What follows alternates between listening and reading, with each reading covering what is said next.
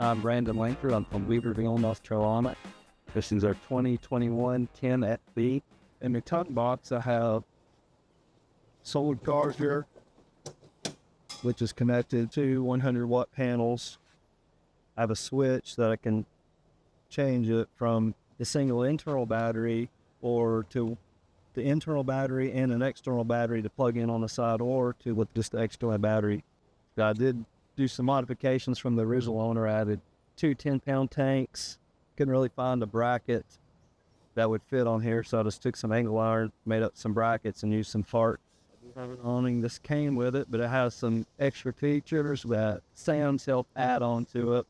It's going to be hard to see, but it has his new system on the top to keep the his red, right? red. Yes, that is it. And they pitched up to keep the rain out. He's going to be doing the modification to trim out the room to the door.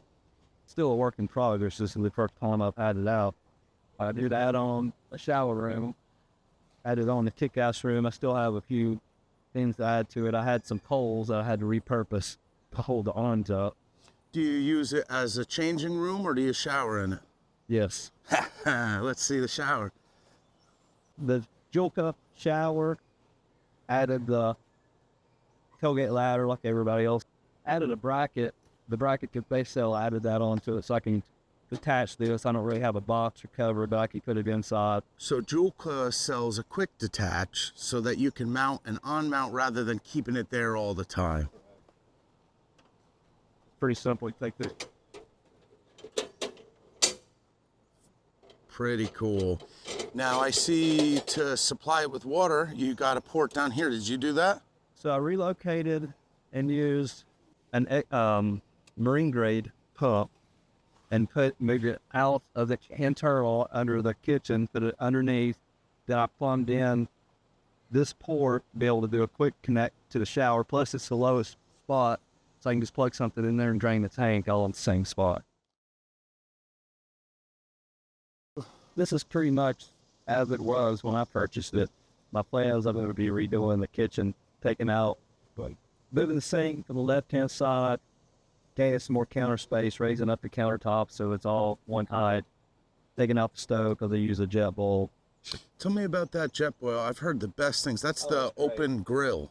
It's not a cooktop, that's an actual grill, right? Well, no, it's 2 burners. Oh, okay. So it'll replace this burner. Plus it's portable. It uses a 1-pound tank, or you can connect it in with a quick connect. All right. Earlier today I saw one where it was actually 2 grill surfaces. I haven't seen that. So the nice thing about this is it has perfect simmer control.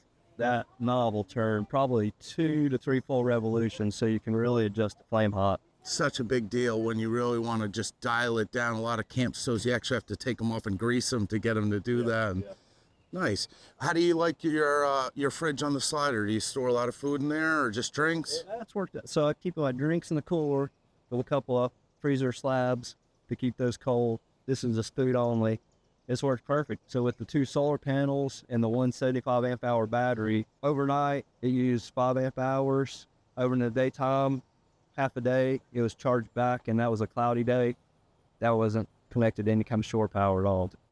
So I notice you're set up for 1 person on the interior. Show us. Right. So what I did, I saw this on the forum where somebody had taken a single platform, cut the legs down. I did the same thing, added a single mattress. I got a secondary mattress. If somebody's with me, I can lower it down, make it into the full queen. But if it's just me and the dog has a perfect place to sleep here. I have a place away from the dog.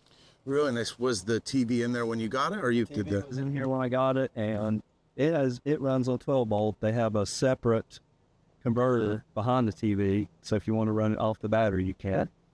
Very nice. Now your awning room here has lights, right? I see a wire. Where's this wire going to? This wire is plugged into a power port at the back. Here's my on and off switch, and then I don't know if all these awnings have the lights on them, but this one has a light, and it runs down and connects to it, and you can actually goes from amber light to a white light to a soft light. Very nice. And you put just a standard little 12 volt plug here. You did this, or? The previous owner did that. Oh, you got a pretty good deal here. Somebody modded out your trailer for you. 0 complaints. Now, those of us that come from backpacking, this feels like the lap of luxury, doesn't it? Yes. So, This is when like a holiday ends. have you used the air conditioner?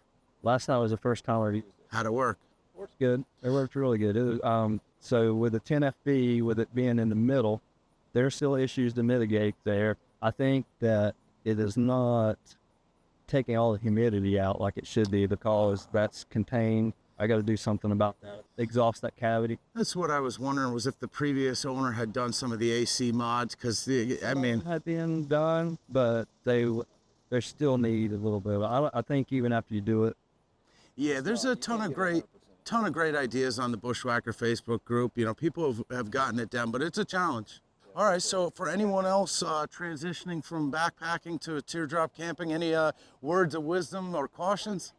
I probably think like everybody else, you can spend more money and get something that's better. You're going to double what you spend. This is a good entry point, especially if you're handed. I love that, and what I love probably the most is now finally we're seeing a secondhand Bushwhacker market.